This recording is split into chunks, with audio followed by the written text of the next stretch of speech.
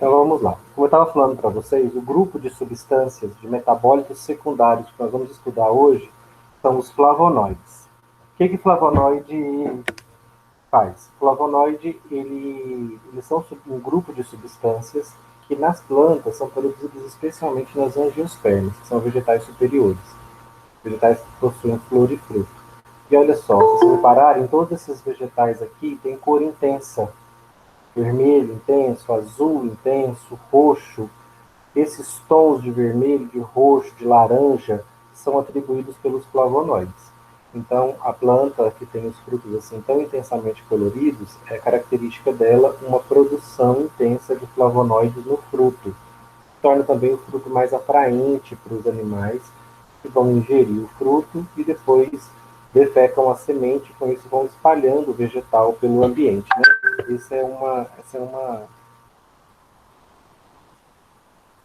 Essa é uma função dos flavonoides. Então, a partir de hoje, quando vocês ouvirem falar em flavonoide, vocês vão pensar em frutas. Quando vocês virem, né, uma fruta muito colorida, ó, uma berinjela com esse tom tão intenso de roxo, né, as frutas vermelhas, os berries, né, esse aqui é o mirtilo, a mora, essas cores intensas são atribuídas aos flavonoides, eles são pigmentos nas plantas. Essa é a estrutura básica de um flavonoide. Sempre que vocês virem um flavonoide, a estrutura dele básica é essa daqui.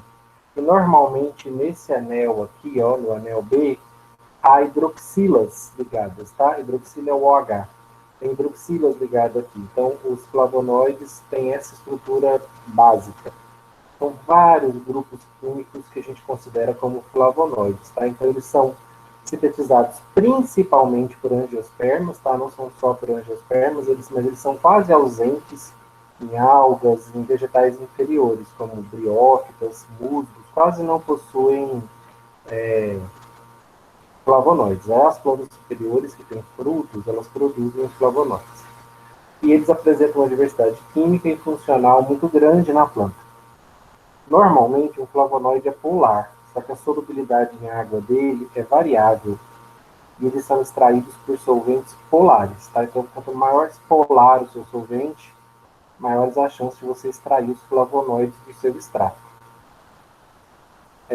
Só para vocês terem uma ideia da diversidade estrutural dos flavonoides, ó, a partir dessa estrutura básica, que a gente chama de chalcona, reparem que esse anel aqui não está fechado, né? Ele vai ser fechado ó, em todos os flavonoides.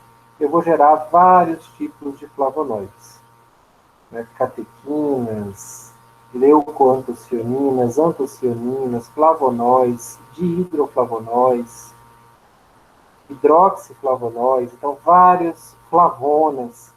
Todas essas substâncias são consideradas dentro do grande grupo dos flavonoides, que são produzidos a partir de modificações das chalconas. Então, a planta produz substâncias do metabolismo primário e usa essas substâncias para gerar os flavonoides, que são metabolismo secundário. Só para vocês terem uma noção de como é que eu detecto flavonoides, ó, como eles são pigmentos, né, eles dão cor às plantas, então eu consigo perceber eles em solução por reações colorimétricas, por reações que geram cor. Então, por exemplo, se você extrai um extrato líquido né, de uma planta qualquer e você quer saber se tem flavonoides nela, você pode colocar qualquer uma dessas soluções aqui, gente, e verificar se aparecem essas cores. Se aparecer, é indicativo de que aquela solução tem flavonoides. Vou ver se eu consigo explicar isso mais claramente. Você está andando pela rua e acha uma plantinha interessante ali. Você cata as folhas dela, leva, macera, amassa, coloca água e gera uma solução. Naquela solução você quer saber, será que aqui tem flavonoides? Será que essa planta aqui tem flavonoides? Você faz isso com fruto qualquer de uma planta. Se você adicionar, por exemplo, ó, cloreto de ferro, cloreto férrico e álcool em uma solução alcoólica a 1% nesse seu extrato e ele ficar azul, verde, marrom ou vermelho, é indicativo de que tem flavonoides ali, compostos fenólicos. Né? Por exemplo, se você adiciona cloreto de ferro ou não sei o nome dessa. dessa substância aqui, mas tem o radical ciano, né, ferro e potássio. Você adiciona uma solução dessas substâncias aqui a 1% e o seu extrato ficar azul, é um indicativo de que ele tem flavonoides. Então, aqui, cor de rosa, se eu adicionar o difenilborilo e etilamina a 1%, vai ficar laranja. São essas reações, inclusive, que vocês vão fazer na prática, tá? Quando as práticas voltarem, possivelmente o professor Marcelo vai pegar uma planta rica em flavonoides, vocês vão preparar o extrato, e depois vocês vão adicionar uma dessas soluções e vão verificar se aquela solução ficar verde, se ela ficar preta, se ela ficar cor de rosa, laranja, amarela. Dependendo da solução que você usou, você vai comparar a cor. Se a cor surgir, a cor esperada, você vai comprovar a presença de flavonoides na sua solução. Então é assim que a gente detecta. Lógico, né? Se eu faço um extrato de uma planta roxa, laranja, vermelha, eu já espero ver flavonoides, né? Afinal de contas, ela já está naquela cor intensa. Mas muitas vezes a planta pode não ter uma coloração específica e possuir flavonoides. Ela possui flavonoides numa quantidade menor, mais baixa. Por isso que ela não tem uma cor tão intensa. Para gerar essas cores aqui tão poderosas, ó, os flavonoides têm que... Para gerar essas cores aqui tão intensas, os flavonoides têm que estar em grande concentração na espécie vegetal, no fruto ou na folha, né? Tem plantas que são muito coloridas. Isso é muito graças aos flavonoides. Como eu falei para vocês, gente, quimicamente os flavonoides são muito distintos, muito ricos. Esse núcleo aqui, ó, está presente em todos, basicamente quase todos. Mas mesmo assim, os radicais são muito diversos. Por isso eu tenho as flavonas, os flavonóis, os flavonoides, as antocianos, chalconas, auronas, dihidroflavonoides, flavanas, isoflavonoides, neoflavonoides, biflavonoides. Não se preocupem com isso. Eu queria que vocês entendessem o quão quimicamente diversificada é a categoria dos flavonoides, mas tudo isso aqui é flavonoide. Todos têm essa estrutura básica, só que os radicais são diferentes, né? Os ligantes aqui nesses carbonos ó, diferem de um grupo para o outro, mas são todos flavonoides. Todos têm essa estrutura básica e todos funcionam como pigmentos nas plantas. Uma das funções, tá? Então vamos lá, vamos ver agora as funções dos vegetais. Olha aqui, ó, um show de flavonoides. Muito da beleza, né, dos vegetais, que tornam inclusive atrativos para nós, é resultado da presença de altos níveis de flavonoides, né? Olha esse laranja intenso de uma laranja, o azul quase preto, né, do mirtilo, o vermelho aqui do tomate, do pimentão, o roxo do repolho, o amarelo, né, da banana. Essas de pimentas, de pimentões, são características atribuídas pela presença de flavonoides. Então, eles estão envolvidos na proteção dos vegetais contra raios ultravioleta e UV visível. Tá? Então, os vegetais também têm proteção antioxidante e fotoproteção para evitar que as folhas sejam queimadas. Então, quanto mais flavonoides, mais resistente a planta é a luminosidade. Inclusive, gente, essas plantas ricas em flavonoides, elas se beneficiam muito de uma insolação intensa. Quanto mais sol para elas, mais vistosas elas ficam, mais flavonoides elas produzem e mais intensa é a coloração delas. Por isso, olha que curiosidade, né? O nosso Nordeste brasileiro, que tem uma insolação muito intensa e clima seco, ele sempre foi considerado uma região ruim, né? Não uma região agrícola importante. Até que anos atrás começaram a trabalhar o solo da região de Petrolina, em Pernambuco, e começaram a produzir esse tipo de frutas lá, frutas tropicais, frutas coloridas. Como a insolação é grande, a produção de flavonoides fica intensa e as frutas ficam de muita qualidade, muito vistosas. Né? A gente nem vê muito essas frutas lá de Petrolina por aqui, não. Elas vão todas para exportação, tá? Que são frutas de um padrão de qualidade alto. que recebem muita luminosidade e acabam produzindo muitos flavonoides, adquirem esse aspecto bonito aqui, né, que a gente vê na imagem. Os flavonoides também podem ter ação inseticida, fungicida, contra vírus e contra bactérias. Eles podem funcionar, atrair animais. Quais animais que eles vão atrair?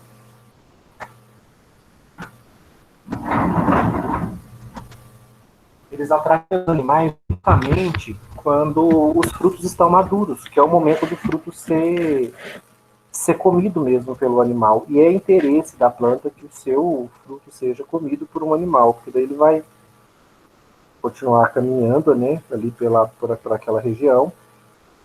Depois ele vai defecar essa semente e o vegetal consegue se espalhar dessa forma. Então, essa coloração intensa torna o fruto atrativo para o vegetal, para o animal. Olha que interessante. O flavonoide é atrativo para o animal, então ele não pode ser tóxico para o animal. O animal não comeria mais o fruto, né? Se ele fizesse mal a ele. Só que ele tem que ser atrativo para o animal, só que ele não pode ser atrativo para inseto. Então, para inseto, ele é tóxico. Olha que incrível. Então, os insetos, quando ingerem uma planta rica em flavonoides, os flavonoides são tóxicos para eles. Mas para o animal, para o mamífero, não. O mamífero herbívoro, ele ingere o fruto e os flavonoides para ele não fazem mal. Flavonoides, gente, a própria cor deles já diz, né? Os carotenos, os carotenoides são substâncias poderosamente antioxidantes. O controle da ação de hormônios vegetais, então eles inclusive estão envolvidos na sinalização hormonal do vegetal. Agentes alelopáticos, muitas substâncias de plantas têm essa característica, né, que é prejudicar o crescimento de outras plantas concorrentes perto dela, perto da planta principal. E eles podem inibir enzimas na planta, inclusive em nós, em mamíferos. Então, para os vegetais, os flavonoides têm múltiplas funções, mas eu destacaria para vocês a função antioxidante e essa função de dar cor ao vegetal, de atrair os animais para ajudar no espalhamento da espécie, né? E para nós, farmacologicamente, essa propriedade antioxidante aqui é muito interessante. Estou mostrando para vocês, lembra aquelas classes todas de flavonoides que eu mostrei aqui atrás? Todas essas classes químicas diferentes, elas atribuem pigmentos diferentes. Então, por exemplo, uma banana madura, que está muito amarela, ela pode ser rica em chalconas e auronas, que são pigmentos amarelos. Já um vegetal muito vermelho, ou que tende ali do vermelho para o roxo, até chegar ao azul, ele está rico em antocianos ou antocianinas. Tá? As flavonas estão envolvidas na pigmentação das flores, né? Então essas cores espetaculares que a gente vê nas flores são acúmulos de flavonoides nas pétalas. E também proteção contra a radiação ultravioleta, tá? Nas folhas. Vegetais que têm pouca proteção contra a radiação ultravioleta nas folhas, gente, são esses vegetais que, a menor incidência de sol, a folha queima. Já se perguntaram o que isso acontece? Tem planta que fica no sol o dia inteiro e a planta não sofre nenhum tipo de dano, muito pelo contrário, fica até mais vistosa. Agora, experimente deixar uma samambaia, uma orquídea sobre o sol do dia inteiro, o sol da tarde, né? Quando você pega no final do dia, parece que ela pegou fogo, assim, ela queima mesmo, ela resseca. Tem pouca proteção contra a radiação ultravioleta, ou seja, são pobres em flavonoides. Agora, uma folha rica em flavonoides, ela aguenta a luz solar, né, direta durante o dia. As flavonas e as dihidroflavonas dão sabor amargo, podem apresentar um sabor amargo se tiverem em grande quantidade no alimento. Então, aqui tem algumas características químicas que eu queria mostrar para vocês. Então, por exemplo, quando eu combino auronas, chalconas com antocianos, eu consigo uma grande variação de cores, tá? Cores quentes. Então, pensem sempre nas flavonas como cores quentes, principalmente o amarelo, o laranja e o vermelho. Embora elas também possam levar para cores frias, né? O azul, o roxo e quase o preto. A berinjela mostra muito esse tom, né? Um roxo muito perto do... Se não estiver bem iluminado, você enxerga mais como preto do que como roxo. Tudo isso combinação de flavonoides. Economicamente, a gente vê que os flavonoides nos servem. Primeiro, para produzir pigmentos, né? Se eles dão cores para as plantas, eles também podem dar cores para produtos industriais. Então, são pigmentos industriais, os flavonoides. Eles participam do processo de tanagem do couro. O que é tanar o couro, gente? Quando você extrai o couro do animal, o couro é um produto biológico, né? Ele pode apodrecer.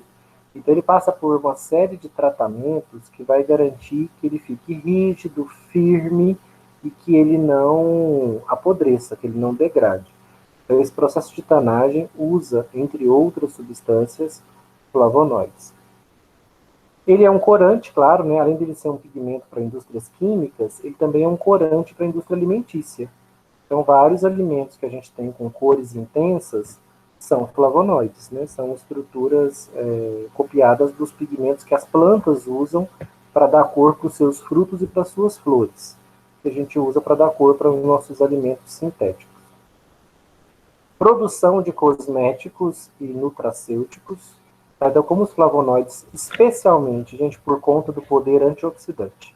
Vocês vão cansar de ver cosmético alegando poder antioxidante, você vai ver o que tem no cosmético, flavonoide. Vocês vão cansar de ver fatores de proteção solar, vão lá verificar o que tem no fator de proteção solar, flavonoides.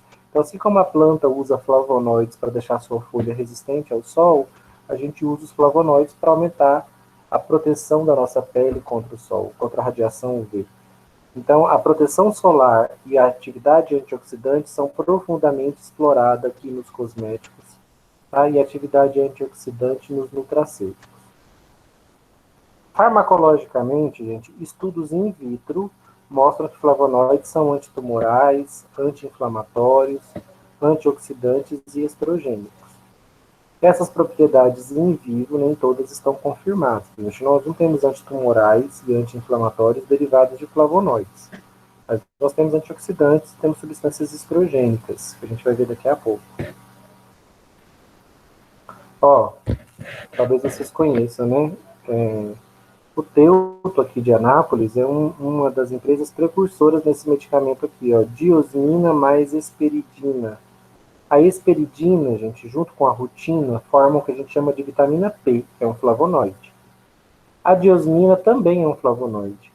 Então, eu estou mostrando aqui um produto da She e um produto do Teuto, ambos à base de diosmina e esperidina. São medicamentos muito vendidos, viu? Eles são à base de substância P. E olha aqui, ó, a estrutura do flavonoide. Lembra aquela cadeia, aquela tríplice cadeia? Está aqui, ó. Só que, lógico, olha o tamanho do ligante que ele tem aqui, né? Está se ligando em açúcares aqui, ó, em um disacarídeo. Então, vamos lá.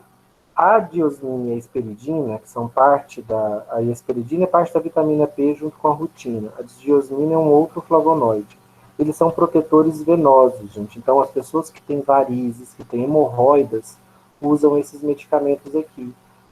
Não sabemos o mecanismo, mas está comprovado que eles funcionam como protetores venosos, tá? Protetores de veias, de vasos de capacitância, de capilares. Então, eles evitam o surgimento e tratam varizes e hemorroides. Oi?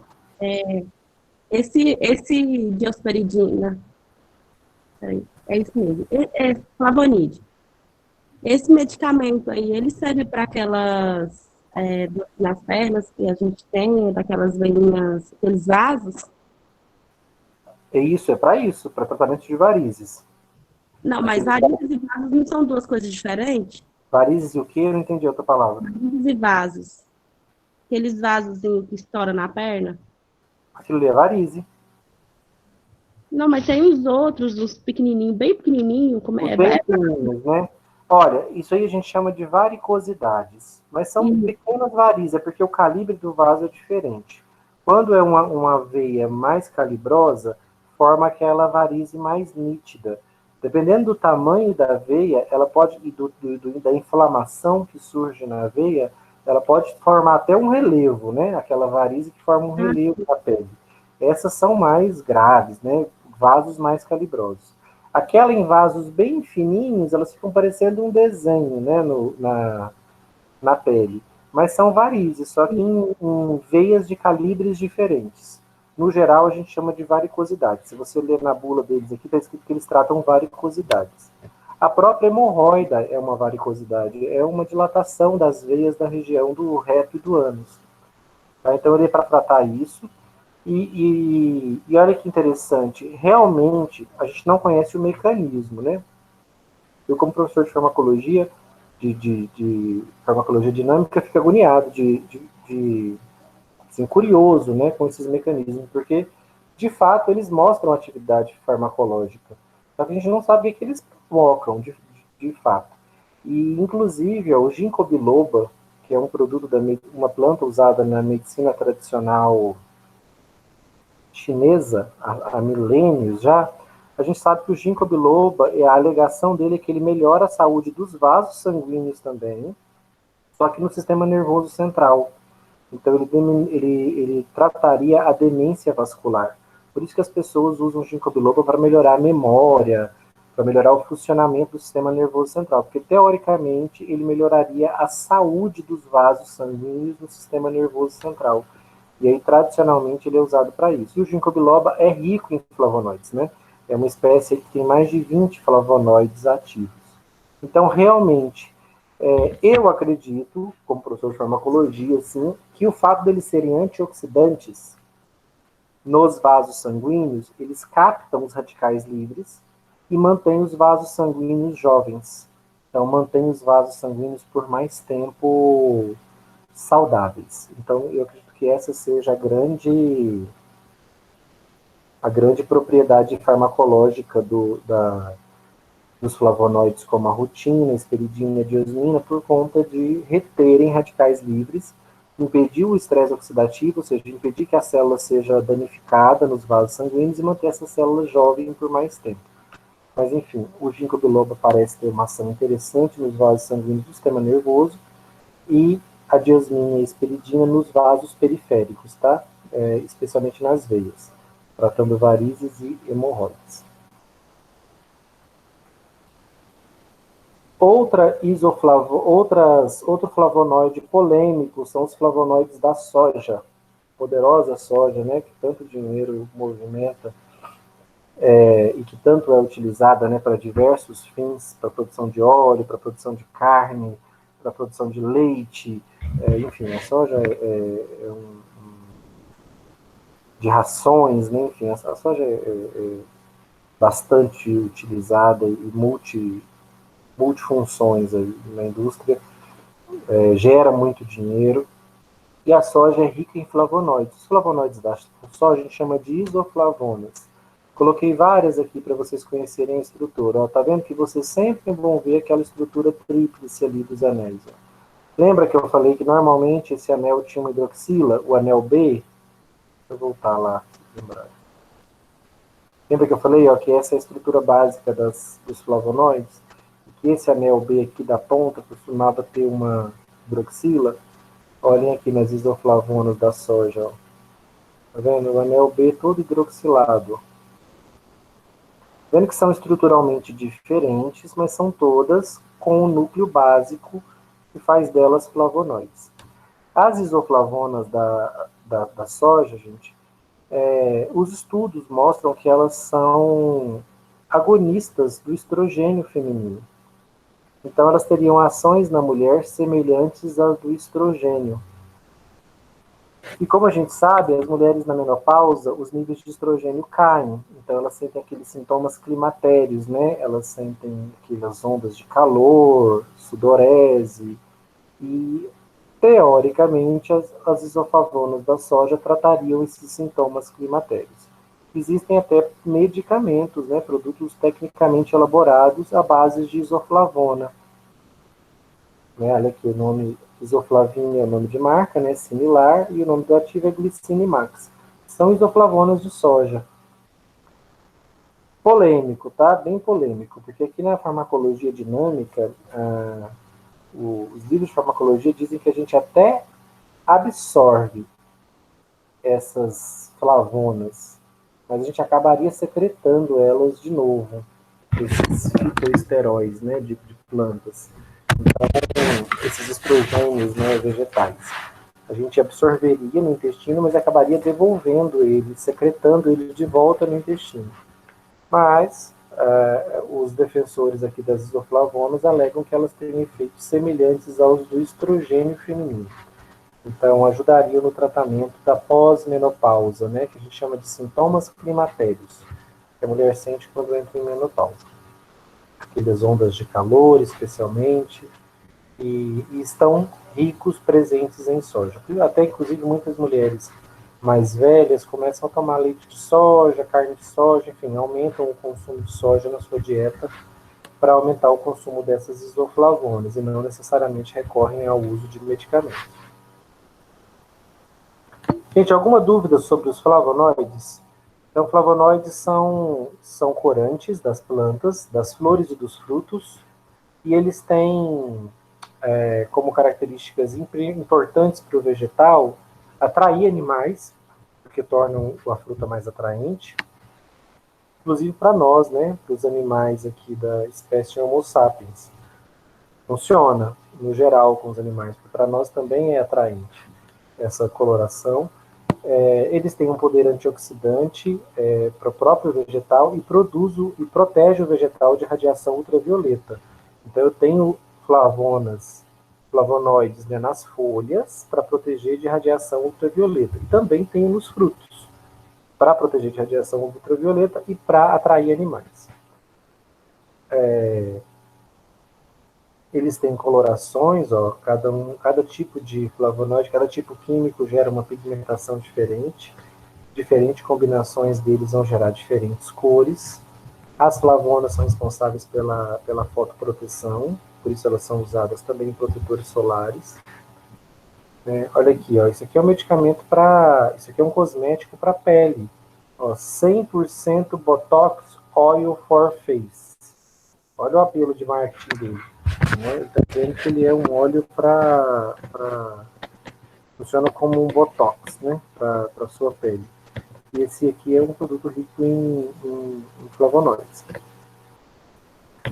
Aqui os produtos, aí assim, do que eu estou explicando para vocês aqui, o que eu mais acredito, que eu acho que está bastante evidenciado na literatura, é o poder dos flavonoides na recuperação, no rejuvenescimento ou na recuperação ou na proteção dos vasos sanguíneos. Tratamento de varizes, hemorroidas e também na saúde dos vasos sanguíneos do sistema nervoso central com ginkgo biloba. Eu vez ou outra dou umas indicadas de ginkgo biloba para algumas pessoas mais idosas, estão reclamando de memória ruim. Cuidado, gente, isso aqui, essa memória ruim é para idoso, que os vasos sanguíneos já estão envelhecidos, a circulação sanguínea não está adequada. Aí muito jovem vai lá tomar ginkgo biloba. A memória no jovem às vezes está ruim por sobrecarga. Não significa que está faltando oxigenação no cérebro, não, que os vasos sanguíneos estão envelhecidos. Nada disso. Às vezes para o jovem é sobrecarga. Ou uma qualidade de sono muito ruim, que dificulta a memorização. Tá? A ginkgo biloba ela tem uma indicação mais para uma população mais velha, né, para proteger esses vasos sanguíneos do envelhecimento.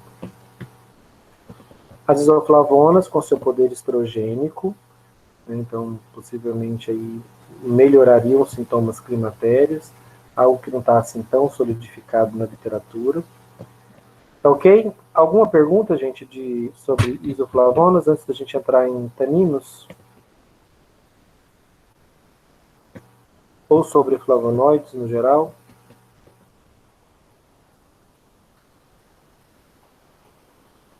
Nope.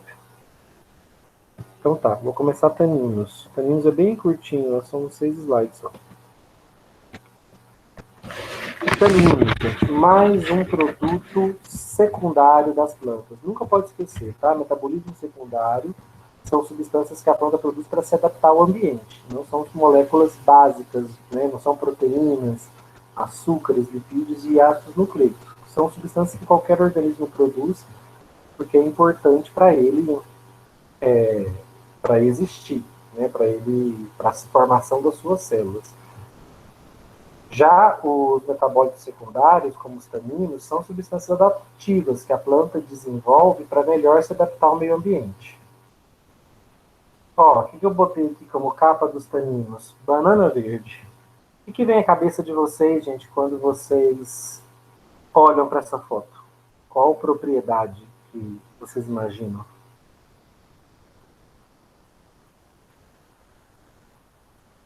Quem já comeu uma banana verde aqui sabe do que eu estou falando. Alguém descreve para mim o que você Ela, sente? ela dá uma. Parece que aprende assim a língua, ela me arrebenta. Isso, prende a língua, não é? É esse o termo que as pessoas usam. Tem gente que diz aperta. Isso, aperta. É, o... Isso é culpa dos taninos, tá? Os frutos verdes são ricos em taninos. E os taninos dão essa sensação de aperto mesmo na boca. O termo técnico para isso vocês vão aprender hoje, tá? Então vamos lá. Taninos eles são sintetizados também por angiospermas, mas em várias partes da planta, mas vários outros tipos de planta produzem angiospermas, tá? Mas os principais produzem taninos, desculpa, mas as principais produtoras são as angiospermas. Os taninos são grandes moléculas insolúveis em água, tá? Tanino se precipita em água, ele não é solúvel em água e são moléculas gigantescas. Olha a unidade básica de um tanino. A gente está vendo essa estrutura aqui, ó? O ácido gálico, 2, 3 hidroxilas ligadas num anel aromático e aqui um ácido, né? Um grupo carboxila, ácido carboxílico, né? Essa molécula ácido gálico, e aqui no centro, se você reparar, isso aqui é um ácido gálico, isso aqui é outro ácido gálico, isso aqui é outro e outro. Então tem 5 ácidos gálicos ligados numa molécula central. Vocês não vão identificar essa molécula central aqui, não? Com esse formatinho aqui, parecendo um corpinho com uma cabeça, que é o oxigênio. Mas quando vocês virem esse desenho aqui, já podem, se tiver que chutar, chuta glicose, tá? Essa é a glicose. Um produto do metabolismo primário, né? A glicose é produzida pela fotossíntese da planta, é um carboidrato.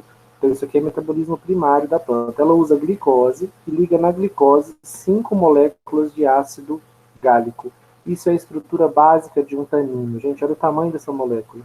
Isso aqui é só a estrutura básica, tá? Aqui pode ligar outra glicose, nela mais 4 ácidos gálicos e assim por diante.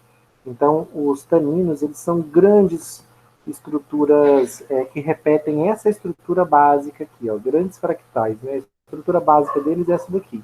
E ela vai se repetindo. Então, aqui nesse ácido gálico liga outra glicose, que liga mais vários ácidos gálicos, e assim vai indo. Então, é uma molécula muito grande, mas a unidade básica dessa é essa. Um núcleo de carboidrato, o núcleo é uma glicose, e na glicose ligada 5 ácidos gálicos. Os taninos, gente, eles não só são insolúveis em água, tá? Mas eles precipitam em água junto com proteínas. Tá? Então, os taninos, eles formam precipitados. Aqui tá formas. Os taninos formam precipitados em água junto com as proteínas. Então, não só ele é insolúvel, mas, por exemplo, se tiver proteínas na água, os taninos se ligam nas proteínas e formam agregados com elas, precipitam. Graças a isso, gente, a gente chama os taninos, a gente disse que os taninos têm uma propriedade de adstringência, que é característica dos frutos verdes, que são ricos em taninos. Que é a adstringência, gente? A adstringência é uma propriedade dos taninos, ou seja, o tanino, que é uma adstringente, ele é um composto que se complexa com proteínas, gerando sensação de contração da mucosa ou de aperto. Então é o seguinte, você morde uma fruta verde, uma banana verde rica em taninos, e quando os taninos entram em contato com a sua língua, eles começam a se ligar nas proteínas da saliva, e aí eles formam complexos. Esses complexos formados vão dar a você, na sua boca, a sensação de que está havendo uma contração, de que está apertando, de que está secando. Essa sensação é por conta dos taninos e por conta do fato dos taninos se ligarem em proteínas e formando complexos, tá? Isso a gente chama de adstringência. E todos os compostos que têm essa característica são ditos adstringentes. É a característica típica de um tanino, tá? Então, a partir de hoje, quando vocês olharem, por exemplo, para um morango, vocês vão dizer, rico em flavonoides. Quando vocês comerem uma banana verde e der essa sensação de aperto na boca, você vai falar, opa, rica em taninos. Quando estiverem descascando uma mexerica e ver aquele cheiro forte, característico da mexerica, né, aquele aroma cítrico, você vai falar, opa, óleos essenciais. Então é para isso, para vocês entenderem que esses compostos da planta, a gente percebe eles no dia a dia e muitos deles têm finalidade industrial. É o caso da adstringência. Vocês gostam desse sabor? Dessa sensação de comer um fruto verde e dar essa sensação de aperto na boca? Ela é agradável? Vocês conseguem comer uma banana verde toda? Você já dá uma mordida e já joga fora, porque ela é desagradável. Para a grande maioria das pessoas, essa sensação é desagradável. Então a gente diz que a adstringência num fruto ela é pouco palatável. Tá? O que significa pouco palatável? Que ela não é agradável ao paladar. E olha que fantástico, gente. A planta, ela produz o fruto, e enquanto ele está verde, isso eu acho maravilhoso nos vegetais, enquanto ele está verde, ele está rico em taninos. Então se você morder ele verde, vai ser bem desagradável. Nesse período que ele está verde, a semente dele não está madura. Ela não está pronta para germinar. Então, por que a planta está deixando o fruto cheio de taninos e bastante adstringente? Para nenhum animal comer. Para ele continuar preso ali à planta, ao vegetal, até a semente amadurecer. Quando a semente amadurece, vai ficando pronta para germinar, o teor de taninos diminui e aumenta o teor de flavonoides. Então ela deixa de ser verde e fica colorida, bonita, atrativa. É como se a planta estivesse dizendo, olha, agora está pronto. Pode comer agora o fruto porque a semente está pronta. É tudo por conta de reprodução. Lembra que os seres vivos, uma espécie, ela só continua existindo se ela se reproduzir. Então, adaptativamente, as espécies no meio ambiente estão sempre procurando reproduzir. Então, nas plantas... E quando está podre, professor, é o quê? Quando está podre? Se você vai reparar, por exemplo, numa banana, num cacho de bananas, que ele fica verde, e de repente ele vai mudando, né? Ele vai mudando para coloração amarela, ou seja, ele vai ficando pobre em taninos e vai ficando rico em flavonoides, ganhando cor. E essa planta, depois de madura, com o passar do tempo, ela começa a liberar um gás, o gás etileno. E o gás etileno é que provoca esse amadurecimento cada vez mais intenso até a planta passar, até ela começar a apodrecer. Por isso que a gente diz que a gente deve tirar uma fruta podre do cesto, porque ela apodrece as outras, porque essa fruta podre ela começa a liberar muito etileno, esse gás. E esse gás vai promovendo o amadurecimento nas frutas em volta. Então, o amadurecimento e o apodrecimento é liderado por um gás, tá? Pelo gás etileno, que os próprios vegetais produzem à medida que vão amadurecendo.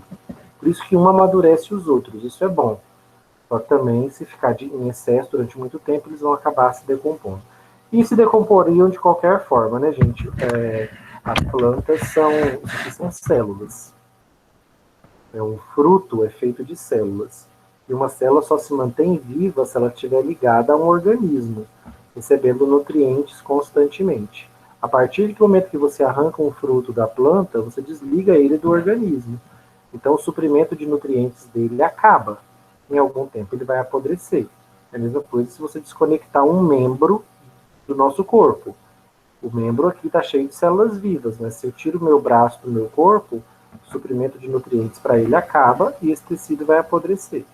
Então, a mesma coisa com os frutos, tá? Eles só conseguem nutrientes para manter essas células aqui vivas, porque é um tecido vegetal. Um fruto é um tecido vegetal, composto por milhões de bilhões de células. E essas células precisam estar conectadas num organismo para estarem recebendo nutrientes o tempo todo. Se você desconecta ela do organismo, ela evidentemente vai acabar apodrecendo. A adstringência, então, a gente tem essa função nas plantas, tá? Em deixar os frutos desagradáveis ao paladar dos herbívoros, para eles não serem comidos enquanto não estiverem maduros. Qual o objetivo disso? Dar tempo das sementes aqui dentro amadurecerem e ficarem prontas para serem germinadas. Quando ficam, aí na casca do fruto normalmente se acumulam flavonoides para ele ficar mais atrativo, mais atraente. Inclusive os óleos essenciais que o fruto libera depois de maduro são diferentes. Um aroma de fruta madura, né, que é diferente de fruta verde, que normalmente não tem um aroma muito intenso. Já a fruta madura tem. Esse sabor adstringente, gente, é muito pouco palatável, as pessoas não gostam dele, mas os apreciadores de vinho gostam. Inclusive, é uma qualidade dos vinhos, os chamados vinhos secos. Por que os vinhos têm esse nome secos? Porque eles têm tanino. Quando você bebe um vinho seco, os taninos vão se agregar com proteínas na sua boca, vão complexar com essas proteínas, formar agregados e te dar aquela sensação de aperto. Muito apreciada pelos enólogos, mas muito rejeitada pela grande parte da população. Vocês vão cansar de ver pessoas que gostam muito do vinho doce, que é um suco de uva, né, com álcool, mas o vinho seco eles detestam. Por quê? Porque não apreciam a adstringência dos taninos. Já os bebedores de vinho, né, os apreciadores dos vinhos secos, eles vão dizer, não, muito pelo contrário. Isso é, inclusive, uma das principais características mais apreciadas no vinho é a adstringência atribuída pelos taninos. Então, para um produtor de vinhos, é importante saber quanto de taninos tem no vinho dele. Tá? Qual é a intensidade dos taninos, para ele saber se o vinho dele está mais encorpado, menos encorpado, mais adstringente ou não. Tá? Então, a gente disse que os taninos, os vinhos finos, eles não causam amargor e equilibram bem com os outros componentes do vinho. Já os vinhos suaves, quanto à sensação de secar a boca, é pouco perceptível, ou seja, o vinho suave tem pouquinho tanino. Então, essas pessoas que não gostam da sensação adstringente vão preferir os suaves. Já os vinhos mais sofisticados são mais ricos em taninos. Eles não chegam a ser amargos, mas você percebe claramente a sensação de adstringência conferida pelos taninos. Lembra, né? Adstringência porque tanino complexa com proteínas, ele forma agregado com proteínas e dá essa sensação de secura, de contração na boca, que a gente chama de adstringência. Na indústria farmacêutica, gente, os taninos vão chamar a atenção da indústria farmacêutica por três capacidades deles. Primeiro, porque eles se complexam com íons metálicos. Mas eles não se ligam só em proteínas. Eles também se ligam em ferro, manganês, cobre, vanádio, alumínio, cálcio. São poderosos antioxidantes que sequestram radicais livres, assim como os flavonoides. E eles se ligam a outras macromoléculas, como as proteínas e os polissacarídeos, os carboidratos. Então, essas são propriedades que são interessantes para os taninos. Tradicionalmente, gente, vocês vão ver as pessoas falando, fruta verde funciona para diarreia, né? As pessoas comem fruta verde muitas vezes para travar o intestino, né? Para diminuir a diarreia, acreditando aí nessas propriedades dos taninos de se complexarem com moléculas, né? E dar consistência às fezes. Porque eles são poderosos aglutinantes, os taninos. Mais tradicionalmente, as pessoas atribuem aos taninos tratamento de pressão alta, reumatismo, hemorragia, ferida, queimadura, problemas estomacais, problemas renais, distúrbios inflamatórios, nada disso comprovado, tá? Distúrbios relacionados ao estresse oxidativo e ao envelhecimento. Isso aqui está comprovado para os flavonoides que nós vimos lá, ó, a vitamina P, né? A rutina, a diosmina, a esperidina. Mas para os taninos ainda não. Isso aqui são coisas que a população atribui aos taninos. Mas eles, de fato, têm propriedades interessantes aqui para serem exploradas na farmacologia, que são essas três. Mas vocês não vão ver, tá? Medicamentos à base de taninos, não. Se existe, eu desconheço. Já medicamentos à base de flavonoides, vocês verão. Mas à base de taninos, né? Eu não conheço. Taninos têm mais uso na indústria alimentícia por conta do poder adstringente e aglutinante deles. Os taninos acabam sendo mais usados na indústria em geral. Olha que funções incríveis dos taninos, porque eles são aglutinantes, né? Lembra que eles agregam moléculas em volta deles, que eles são umas moléculas muito grandes? Então eles podem ser usados para estabilizar o solo em fundações de construções, olha que loucura. Produção de borracha, fabricação de laminados de madeira, esses MDFs, porque ele é aglutinante. Esses laminados de madeira, gente, costumam ser, esses MDFs, pó de madeira compressado. Você adiciona tanino para ajudar a aglutinar esse pó, formar uma placa mesmo, né, de madeira. Fabricação de resinas de troca iônica, já que eles se ligam aqui, ó, eles não se ligam a íons metálicos, então você pode formar uma resina que absorve íons metálicos. E flocular a água. Quem sabe o que é agente floculante ou coagulante para tratar a água? O que significa isso? Para que eu adiciono uma substância na água com finalidade floculante ou coagulante? O que significa coagular a água para tratar a água? A água que a gente usa, por exemplo, no sistema, né, de água da cidade. Alguém já ouviu falar esse termo? Floculante ou coagulante da água? Posso usar até em piscinas também. Um floculante, um coagulante. Bom, isso foi uma dica. O que vocês acham que a gente usa um floculante? É ele que é usado aqui, tipo aquele salzinho que coloca na água pra água ser consumida, a água que a gente bebe. Ser consumida? Ah, não. Eu esqueci o nome, eu não tô lembrado. Eu sei que coloca um negocinho, um pozinho na nossa água. Não, sabe o que a gente usa ele? Ele é um pó também, né? O tanino usado para flocular água. Mas qual que é o objetivo dele? Como ele é agregante, como moléculas se ligam nele, eu jogo ele na água para ele captar impurezas. Então, o floculante é para isso. Lembra que eu falei que os taninos são insolúveis em água? Então, você joga ele na água, ele vai se ligar nas moléculas que estiverem ali poluindo a água e vai precipitar junto com elas. Como ele é insolúvel, você consegue tirar ele da água, e como ele se ligou nas impurezas, você tira ele junto com as impurezas e a água fica pura. Então, tratamento de água para ser bebida, né, tratamento de água de esgoto, usa taninos para você flocular a água. Então, o que você quer fazer com flocular?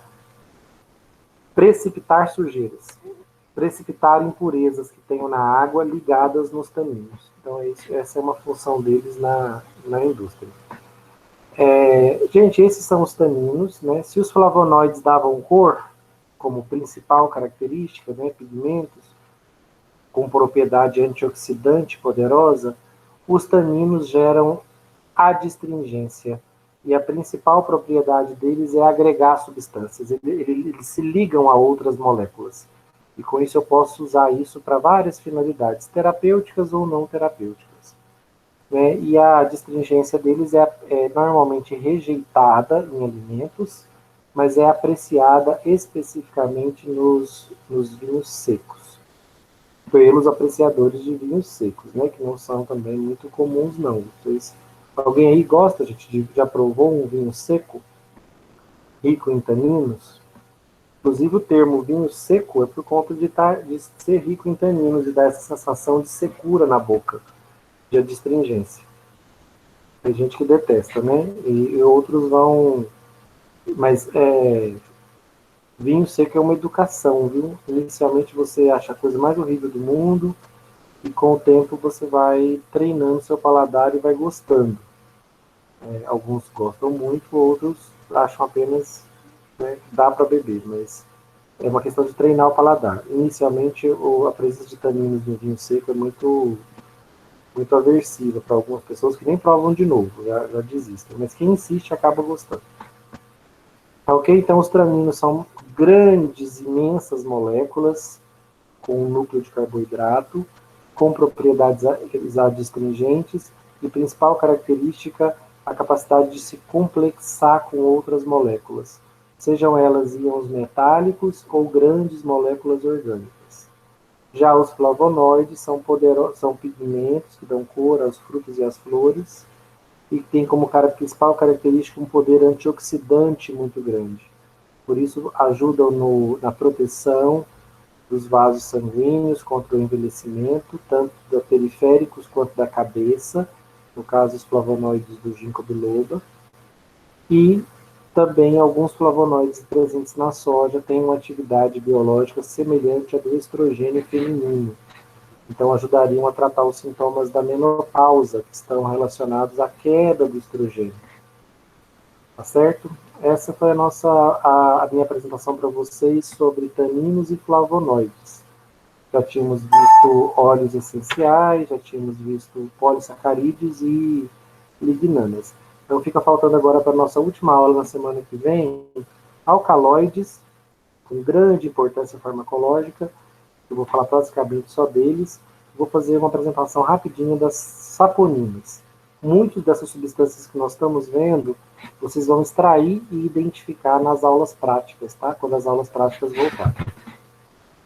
Inclusive, por falar em aula prática, a nota de vocês em gnosia vai diminuir, tá? Quando vocês virem a nota lá diminuída, não se assustem. É porque eu viajei na maionese e dei nota para vocês considerando 10. Né? Só que eu só posso distribuir 7 pontos. Vocês vão fazer as aulas práticas e elas vão valer mais 3 pontos. Eu vou ter que fazer uma proporção da nota de vocês para 7 pontos. Depois vocês vão fazer as aulas práticas, se tudo der certo, mais 3 pontos. Aí vai somar mais 3 pontos na nota que tiver no portal. Tá? Então, quando virem a nota de gnosia de vocês menor, não assustem não, porque eu fiz a proporção para 7 pontos. É que eu dei nota para vocês como se eu pudesse distribuir 10 pontos. Eu não podia, só podia distribuir 7. Eu esqueci que tinha a nota de aula prática, tá? Então não estranhe quando as notas reduziram.